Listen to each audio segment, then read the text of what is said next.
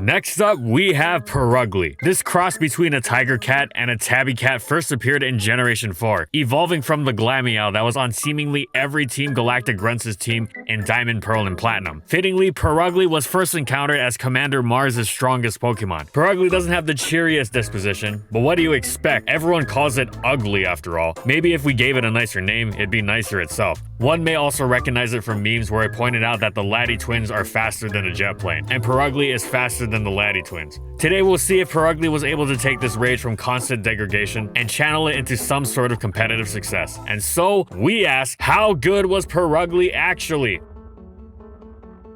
And in this video we'll be going over these competitive formats.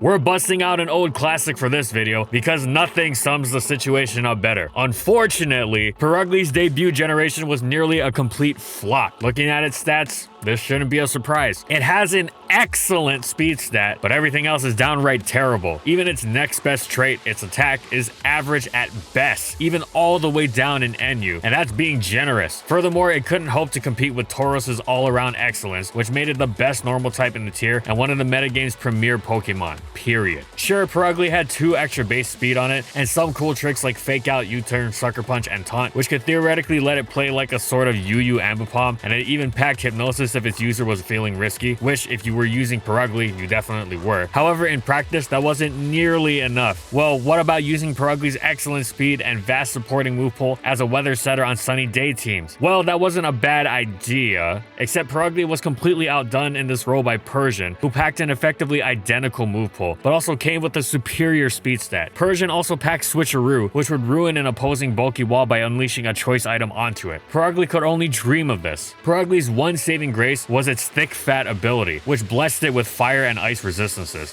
and thus provided it with more switching opportunities to set weather up, especially since it was bulkier than Persian. However, this was really splitting hairs, and most players preferred Persian, and so there was really almost no reason to use Purugly in its debut generation of NU if one's intention was to be as competitive as possible. Generation 5 famously blessed several previously down on their luck Pokemon with incredible abilities that catapulted them to new levels of viability across the tiering rung. And Purugly sure could use such a boost. Did it get one? Well, kind of. Nobody would argue that Defiant is a bad ability. In fact, it's quite good. The issue was that Intimidate, the primary ability that Defiant turned on its head for physical attackers, such as Bisharp most notably, was not exactly the only thing keeping Purugly in check. You could probably forget Purugly had Defiant, switch an Intimidate user into it, give it the Defiant ability, and still be more than fine. Purugly was already weak in the generation prior, but in the enormous power creep Generation 5, it was downright pitiful. There was absolutely no place for it, even all the way down in NU, which was even lower than before since RU now existed above it. And so Purugly plummeted past it and plunged into the pitch black pit of untiered.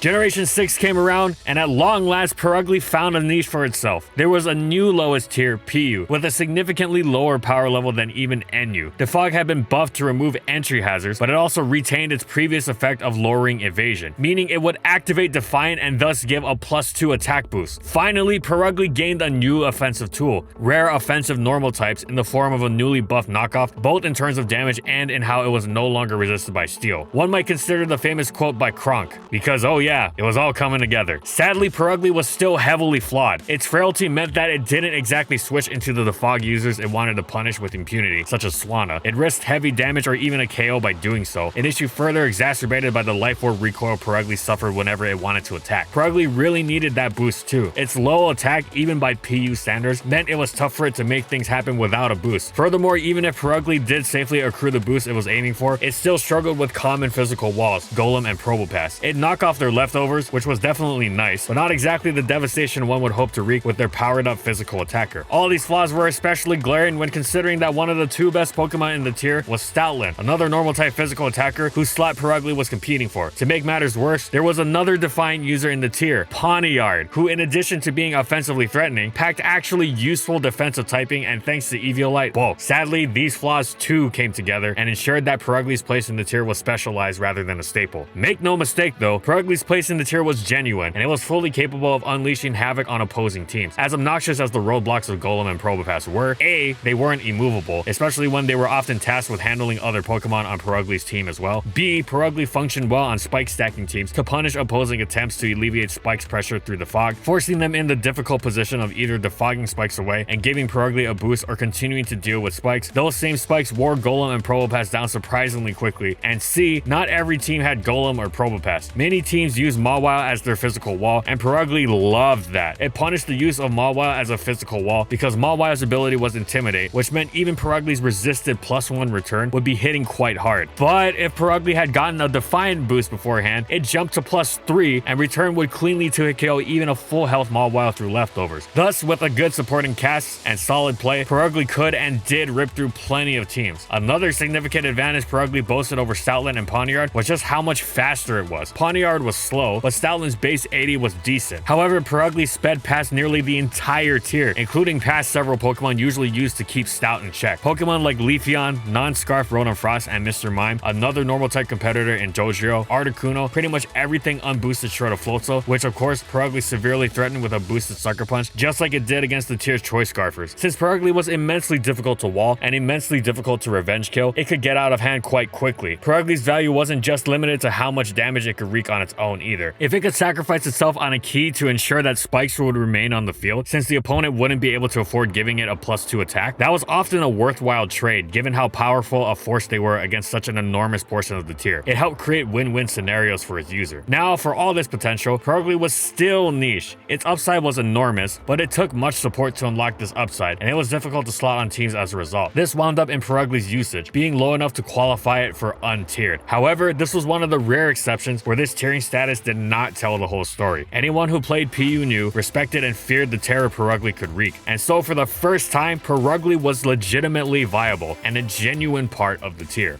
Sadly, Purugly received nothing in the shift to Generation 7, and PU was immensely power-crept. Purugly became outclassed at every corner by other normal types like Kangaskhan and by the excellent Primeape as a defog dissuading or punishing Defiant user. It was unceremoniously untiered, unable to do a single thing to meaningfully distinguish itself in any role whatsoever. This level of neglect was downright cruel, especially considering how overtly certain Pokemon such as fellow PU normal type Dojiro were buffed. Purugly deserved better.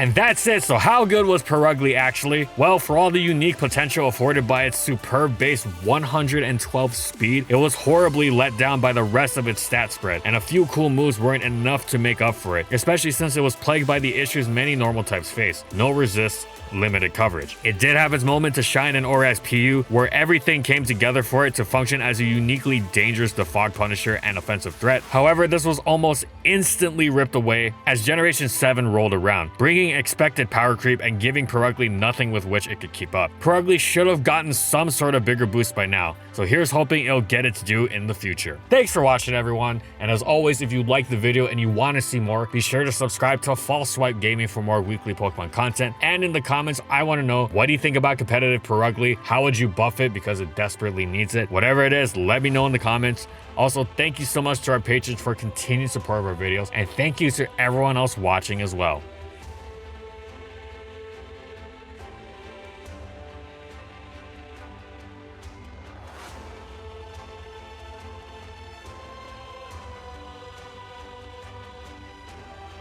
And follow my crew on these social media platforms. And that's all I got. See you next time, everyone.